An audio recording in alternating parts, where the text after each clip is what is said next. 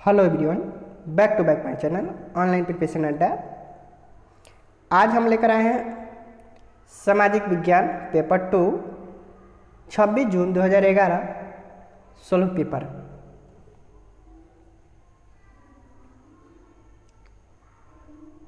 Question number 1, निम्नलिखित में से कौन सा बाजार शब्दावली की व्याख्या करता है? ऑप्शन 1, एक दुकान जहां उद्योगपति द्वारा निर्मित वस्तुएं बेची जाती है। 2, एक उद्योग द्वारा उत्पादित एक खास किस्म की वस्तु का संभावित व्यापार। 3, एक मॉल जो उत्पाद बेचता है। 4, एक स्थानीय जगह जहां उद्योग स्थापित करने की अनुकूलित प्रेरक स्थितियां होती है। तो बाजार शब्दावली की व्याख्या करता है वो स्थानीय जगह जहां उद्योग स्थापित करने की अनुकूलित प्रेरक स्थितियां होती है। तो इसका सही जवाब है ऑप्शन नंबर 4। अब नेक्स्ट क्वेश्चन पे चलते हैं। क्वेश्चन नंबर 32, निम्नलिखित में से कौन सी प्राथमिक आर्थिक गतिविधियां नहीं है? ऑप्शन 1, कृषि। 2, व्यापार। 3, मछली पालन। 4, खनन। तो प्राथमिक आर्थिक गतिविधियां व्यापार नहीं है, तो इसका सही जवाब होगा ऑप्शन नंबर 2, व्यापार। अब नेक्स्ट क्वेश्चन पे चलते हैं। क्वेश्चन नंबर 33, पीएससी का क्या अर्थ होता है? Option 1, public health court. 2, public health centre. 3, public health corporation. 4, private health centre.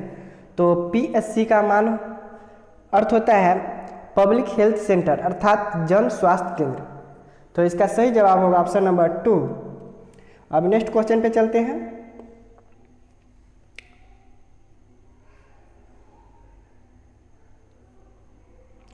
यदि जून में लंदन में सुबह 10 बजे है तो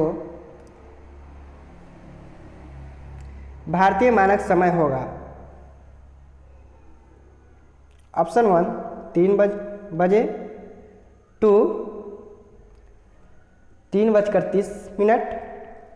3, 2 बजे। 4, 2:30। तो 10 बजे लंदन में, तो भारतीय समय होगा 5.5 घंटा का डिफरेंस है। तो इसका सही जवाब है ऑप्शन नंबर 2, 3:30। अब नेक्स्ट क्वेश्चन पे चलते हैं।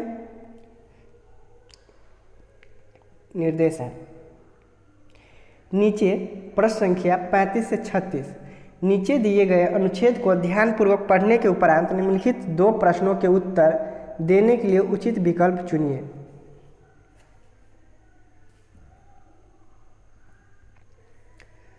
उन्नीसवीं सदी के आखिर तक खुद महिलाएं भी सुधारों के लिए बढ़ चढ़कर प्रयास करने लगी थी। उन्होंने किताबें लिखी, पत्रिकाएं निकाली, स्कूल और प्रशिक्षण केंद्र खोले तथा महिलाओं को संगठित किया। 20वीं सदी की शुरुआत से वे महिलाएं मताधिकार, बेहतर स्वास्थ्य सुविधाएं और शिक्षा अधिकार के बारे में कानून बनवाने के लिए राजनीतिक दबाव समूह बनाने लगे थे। सभी समुदायों से महिलाओं ने 1920 के दशक के बाद विभिन्न प्रकार के राष्ट्रवादी और समाजवादी आंदोलन में हिस्सा भी ले लिया। 20वीं शताब्दी में जवाहरलाल नेहरू और सुभाष चंद्र बोस जैसे नेताओं ने महिलाओं के लिए अधिक स्वतंत्रता व समानता की मांगे का समर्थन किया। राष्ट्रवादी नेताओं ने आश्वासन दिया कि स्वतंत्रता मिलने पर सभी पुरुषों व महिलाओं को वोट डालने का अधिकार दे दिया जाएगा, परंतु उनका आह्वान था कि जब वे स्वतंत्र नहीं मिल जाता तब तक महिलाओं अंग्रेजी राज विरोधी संघर्ष में ही जोर लगाना चाहिए। स्रोत हमारे अतीत 3 भाग 2 का है।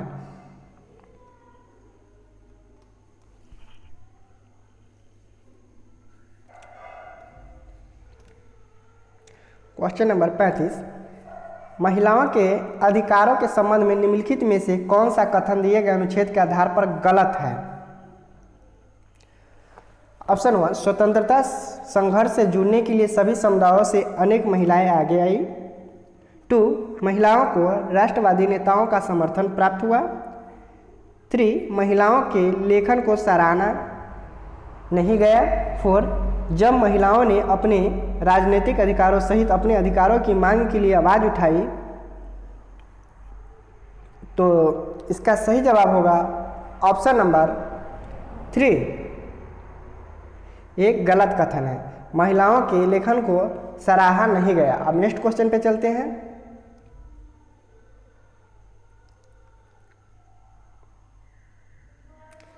भारत के राष्ट्रीय आंदोलन के नेताओं द्वारा प्रयुक्त रणनीति से संबंधित ऊपर दिए गए सारांश के आधार पर निम्नलिखित में कौन सा बेहतर निष्कर्ष निकाला जा सकता है?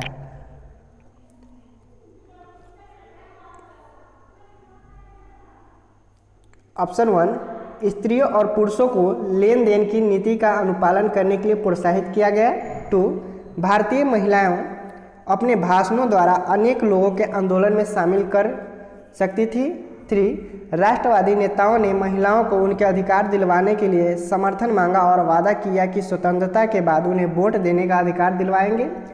4 स्त्रियों की भागीदारी स्वतंत्रता संघर्ष को और अधिक आकर्षक बनाएंगी। तो इसका सही जवाब होगा ऑप्शन नंबर 4 स्त्रियों की भागीदारी स्वतंत्रता संघर्ष को और अधिक आकर्षण बनाएगी। अब नेक्स्ट क्वेश्चन पे चलते हैं। क्वेश्चन नंबर 37 संरचना और व्यवहार की प्रणाली जिसमें पुरुष स्त्री पर अपनी प्रधानता दिखाता है उसे उत्पीड़ित और शोषित करता है डैश प्रणाली कहलाते हैं। ऑप्शन 1 फांसीवाद। 2 राजतंत्र। 3 पितृसत्तात्मक। 4 पदानुक्रमिक।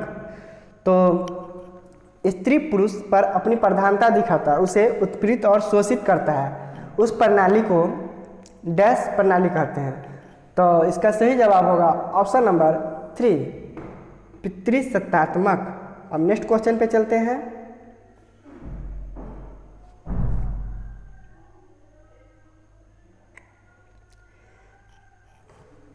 निम्नलिखित में कौन सा कथन प्रशस्ति के विषय में गलत है?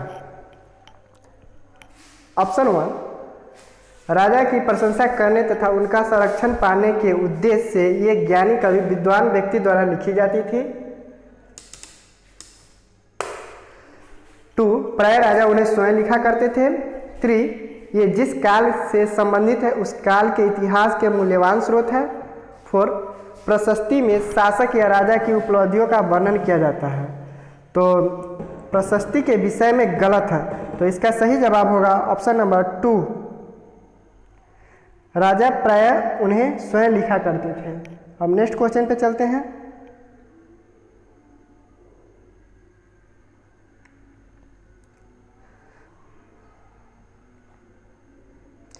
निम्नलिखित में कौन सा कथन सामाजिक विज्ञापन का उद्देश्य नहीं है? ऑप्शन 1 सामाजिक तंत्रों और सामाजिक समूहों को लक्ष्य बनाना।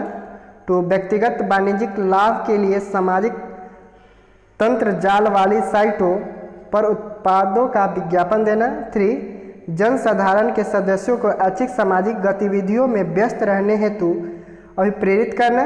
4 चूँकि व्यक्ति अन्य व्यक्तियों को प्रभावित करते हैं इसलिए उनकी आवृत्ति और मानसिक धारणा को बदलना। तो सामाजिक विज्ञापन का उद्देश्य नहीं है तो इसका सही जवाब होगा ऑप्शन नंबर 2 व्यक्तिगत वाणिज्यिक लाभ के लिए सामाजिक तंत्र जाल वाली साइटों पर उत्पादों का विज्ञापन देना। अब नेक्स्ट क्वेश्चन पे चलते हैं।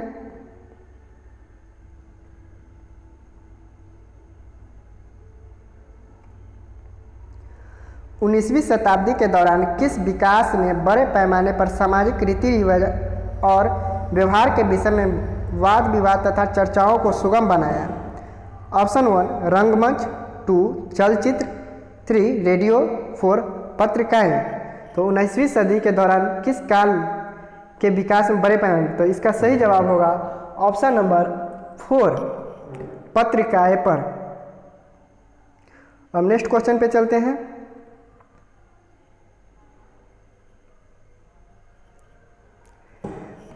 बंगाल में डैश प्रायः उन व्यक्तियों अथवा समूहों द्वारा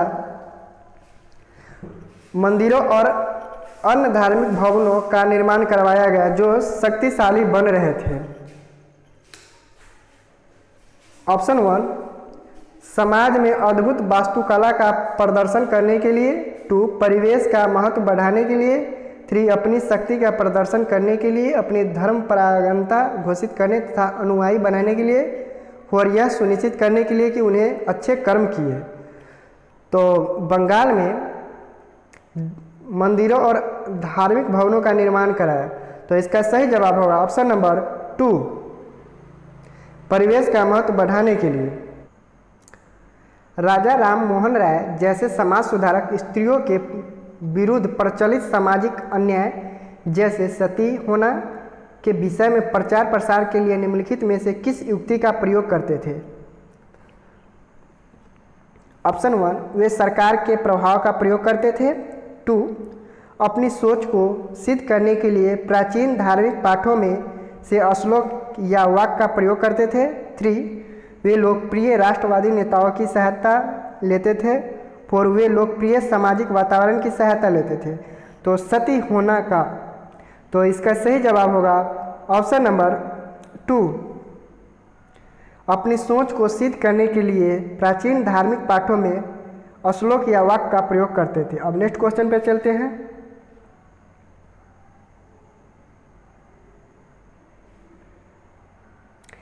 निम्नलिखित का मिलान कीजिए और सही विकल्प चुनिए।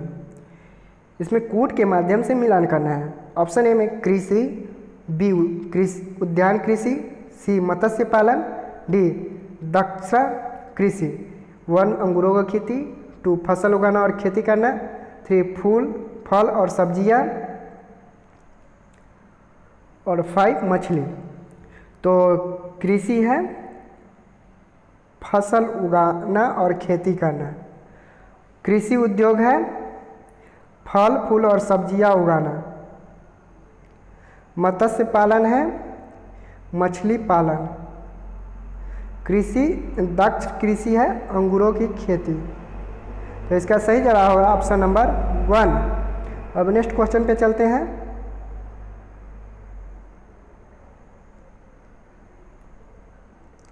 ज़्यादातर महाजनपदों की मजबूत किलेबंदी थी क्योंकि ऑप्शन वे उसकी समृद्धि और शक्ति को प्रदर्शित करते थे। 2, शासकों को आक्रामक का भय तथा और वे स्वयं की रक्षा को सुनिश्चित करना चाहते थे। 3, वे उनकी समृद्ध योद्धा परंपराओं के प्रतीक थे। 4, इनके आसपास लकड़ी ईंटों तथा पत्थरों की उपलब्धि थी।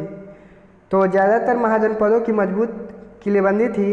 तो इसका सही जवाब होगा ऑप्शन नंबर 2, शासक को आक्रमण का भय था और वे स्वयं की रक्षा को सुनिश्चित करना चाहते थे। अब नेक्स्ट क्वेश्चन पे चलते हैं।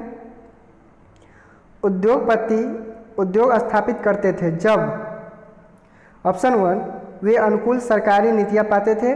2, कस्बे विकसित हो जा सकते थे। 3, सरकार द्वारा उपलब्ध कराए गए प्रोत्साहन इन्वेस्ट से उनका लाभ कम हो। 4, वे अपने मूल स्थान को विकसित कर सके। तो उद्योग स्थापित करने का उद्देश्य था। इसका सही जवाब होगा ऑप्शन नंबर 1, वे अनुकूल सरकारी नीतियां पाते थे। अब नेक्स्ट क्वेश्चन पे चलते हैं।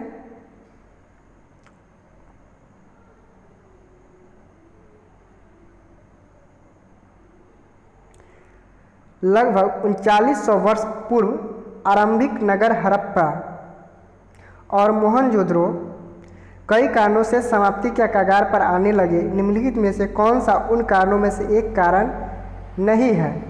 ऑप्शन 1, जंगलों के विनाश और बाढ़ के कारण नगर नष्ट हुए। 2, मवेशियों के बड़े बड़े झुंडों द्वारा चरागाह और घास वाले मैदान चराने में मृदा आवरण नष्ट हो गए। 3, नदियाँ सूख गई जिसके कारण नगर समाप्त हुए। 4, नगरों के बीच आपसी प्रतिद्वंद्विता और लड़ाई। तो इसका सही जवाब होगा ऑप्शन नंबर 2, मवेशिया के बड़े बड़े झुंडों द्वारा चरागाह और घास वाले मैदान के चराने में मृदा आवरण नष्ट हो गए। अब नेक्स्ट क्वेश्चन पे चलते हैं। ब्रिटिश शासन के अंतर्गत स्थानीय कृषकों को कौन सी समस्याओं का सामना करना पड़ा? ऑप्शन 1, उनके कृषि उत्पाद में गिरावट आई। 2, उनकी गतिविधि प्रतिबंधित हो गई थी। 3, बेरोजगारी। 4, शोषण। तो ब्रिटिश शासन के अंतर्गत कृषकों की समस्या का सामना करना पड़ा। इसका सही जवाब होगा ऑप्शन नंबर 2 उनकी गतिविधियां प्रतिबंधित हो गई थी। अब नेक्स्ट क्वेश्चन पे चलते हैं।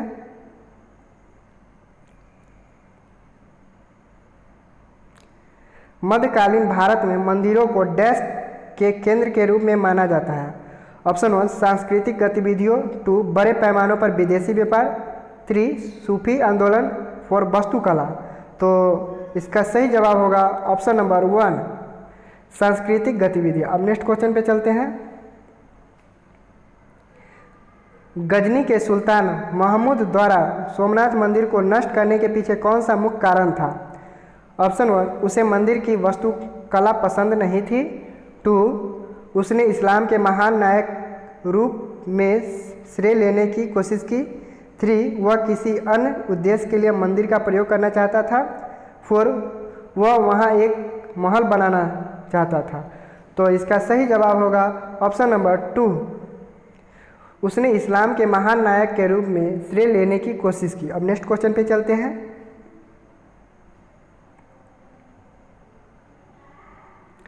निम्नलिखित में कौन सा कथन प्राचीन हस्तलिपि के संदर्भ में सही नहीं है?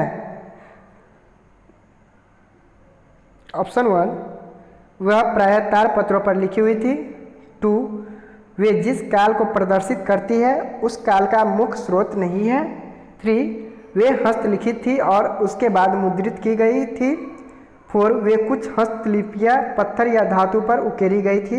इसका सही जवाब होगा ऑप्शन नंबर 2 वे जिस काल को प्रदर्शित करती है उस काल का मुख्य स्रोत नहीं है। अब नेक्स्ट क्वेश्चन पे चलते हैं। निर्देश प्रश्न संख्या 51 से 53 नीचे दिए गए अनुच्छेद को ध्यानपूर्वक पढ़ने के उपरांत निम्नलिखित 3 प्रश्नों के उत्तर देने के लिए उचित विकल्प का चयन कीजिए। एक चिट्ठी आपके नाम। शायद आपने अपने छात्र छात्राओं या बच्चों को कहने सुना होगा कि नागरिक शास्त्र बड़ा बोरिंग है। हो सकता है कि आपको भी लगता हो कि बात में दम है। अपने देश में नागरिक शास्त्र के पाठ्यक्रम में शासन की औपचारिक राजनीतिक संस्थाओं की जानकारी पर जोर रहा है। पाठ्य पुस्तकों में संवैधानिक कानूनी पेचीदगियों के नीरस और उबाऊ ब्यौरे भरे रहते हैं।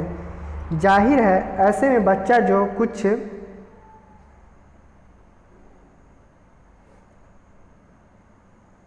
अपने वास्तविक जीवन में देखता है और जो बातें किताबों में पढ़ता है उनके बीच तालमेल नहीं बैठा पाता है।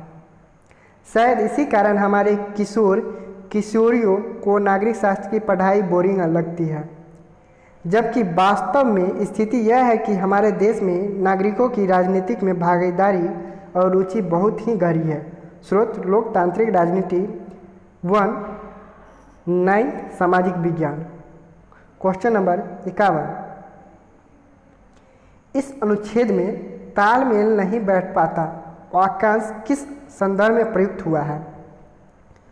ऑप्शन 1 वास्तविक जीवन में क्या होता है और पाठ्य पुस्तकों में वे क्या पढ़ाते हैं, बच्चे इनमें संबंध नहीं जोड़ पाते। 2 यह इससे संबंधित है कि नागरिक शास्त्र की पाठ्य पुस्तकें किस प्रकार लिखी और प्रयोग में लाई जाती है। 3 सामान्यतः विद्यालयी शिक्षा और विशेष रूप से नागरिक शास्त्र के प्रति विद्यार्थियों की अभिवृत्ति से संबंध है।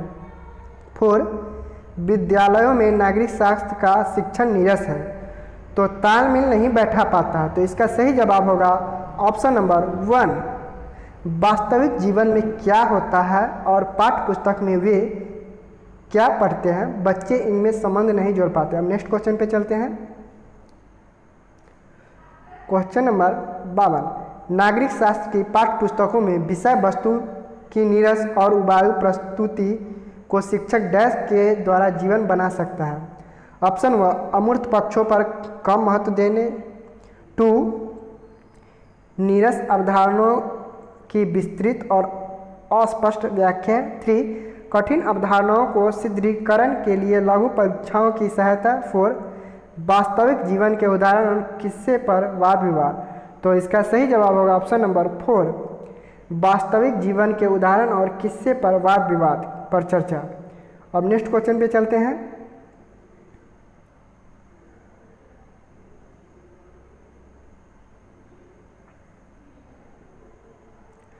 क्वेश्चन नंबर 53, नागरिक शास्त्र के पाठ्यक्रमों के कक्षा के संपादित करने के लिए सबसे बेहतर शिक्षा शास्त्रीय अभ्यास को निम्नलिखित में कौन सा दर्शाता है? ऑप्शन 1, शिक्षिका किस्सों और लघु कथाओं से जोड़ते हुए विषय को रोचक बनाती है, लेकिन पाठ्य पुस्तक और व्याख्यान पद्धति में उसका दृढ़ विश्वास है।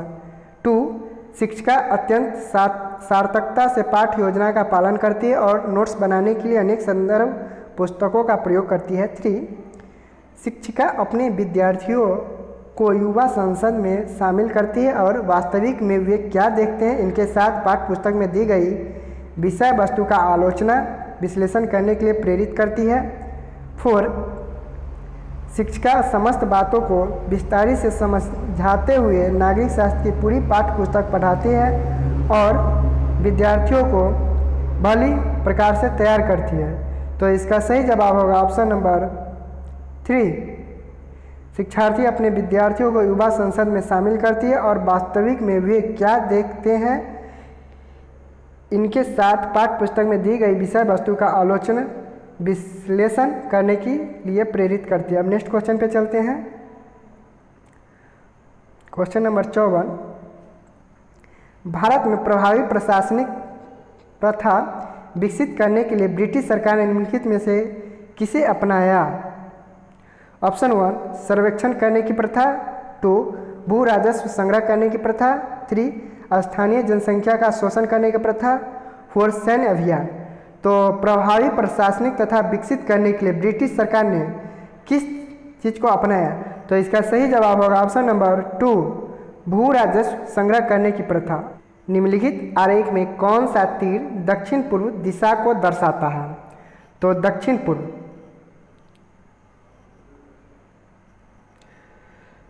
तो पूर्व हो गया C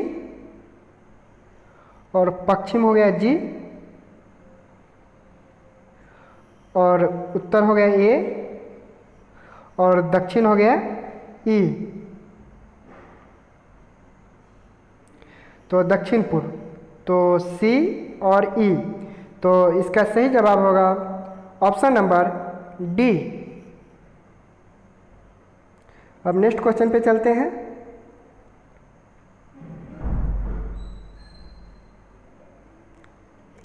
जल संरक्षण के संदर्भ में निम्नलिखित में कौन सा कथन गलत है? ऑप्शन 1, वन अथवा वनस्पति आवरणों के द्वारा भूमिगत जल के स्रोत को सुधारा जा सकता है। 2, पृष्ठीय प्रभाव को नियंत्रित करना जल संरक्षण तरीकों में से एक है। 3, स्प्रिंकलर वाष्पीकरण को प्रभावी तरीके से नियंत्रित करते हैं। 4, जल अनवीकरणीय संसाधन है। तो इसका सही जवाब होगा ऑप्शन नंबर 4, जल अवनीकरणीय संसाधन है। अब नेक्स्ट क्वेश्चन पे चलते हैं। एक मानचित्र एक ऐसे पैमाने का प्रयोग करता है जिसमें मानचित्र में 1 सेंटीमीटर धरती पर 20 मीटर के बराबर है। यदि मानचित्र पर दो स्थानों के बीच की दूरी 5 सेंटीमीटर है तो उनके बीच की वास्तविक दूरी कितनी होगी? Option 1, 150 metre. 2, 200 metre. 3, 100 metre. 4, 20 metre. तो वास्तविक दूरी 1 सेंटीमीटर 20, तो 20 मीटर के बराबर है, तो 5 सेंटीमीटर, तो 20 गुने 5 बराबर 100। तो इसका सही जवाब होगा ऑप्शन नंबर 3। अब नेक्स्ट क्वेश्चन पे चलते हैं।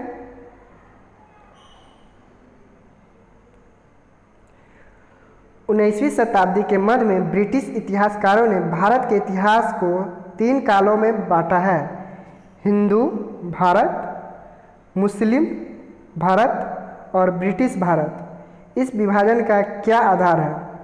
ऑप्शन 1, यह इस विचार पर आधारित है कि शासकों का धर्म एक महत्वपूर्ण ऐतिहासिक परिवर्तन था। 2, इंग्लैंड का इतिहास भी इसी रूप में लिखा गया है। 3, ब्रिटिश लोग समझते थे कि वे इतिहास के उस बिंदु पर सर्वाधिक ज्ञानवान थे और इसलिए उन्हें इस विभाजन का प्रयोग किया। 4, यह याद करने में सुविधाजनक और सरल है। तो इसका सही जवाब होगा ऑप्शन नंबर 1। यह इस विचार पर आधारित है कि शासकों का धर्म एक महत्वपूर्ण ऐतिहासिक परिवर्तन था। अब नेक्स्ट क्वेश्चन पे चलते हैं।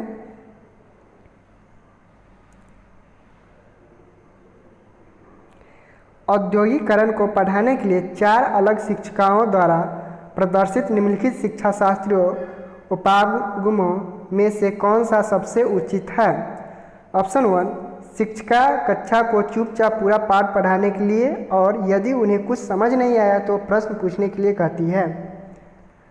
2, शिक्षिका पाठ्य पुस्तक की समयातीत महत्व में विश्वास करती है और वह प्रत्येक शब्द की व्याख्या करते हुए विद्यार्थियों से बोध प्रश्न पूछते हुए पढ़ाती है। 3, शिक्षिका शिक्षाशास्त्र में बहु उपागमों में परिचित है और वह अवधारणाओं को प्रदर्शित करने के लिए नज़दीकी क्षेत्र के उद्योग का भ्रमण करने की योजना बनाती है। समूह में मुद्दों पर चर्चा के वाद विवाद करवाती है और बाद में पूर्ण रूप से उपसंहार करते हुए निष्कर्ष निकालती है। 4, शिक्षिका का विश्वास है कि उसे औद्योगिक की पूरी प्रक्रिया को विस्तार से समझाया चाहिए और कक्षा में प्रचुर मात्रा में सामान लाना चाहिए। तो इसका सही जवाब होगा ऑप्शन नंबर 2। शिक्षिका पाठ्य पुस्तक की समयातीत महत्व में विश्वास करती है और वे प्रत्येक शब्द की व्याख्या करते हुए तथा विद्यार्थियों के बोध प्रश्न पूछते हुए पढ़ाती है। अब नेक्स्ट क्वेश्चन पे चलते हैं। Question number 60। नील खेती के 2 मुख्य प्रणाली है। ऑप्शन 1, निज और रईती। 2, खरीफ और रबी। 3, निज व सीढ़ीनुमा खेती। 4, निज और कीज। तो इसका सही जवाब होगा ऑप्शन नंबर 1, निज और रैयती।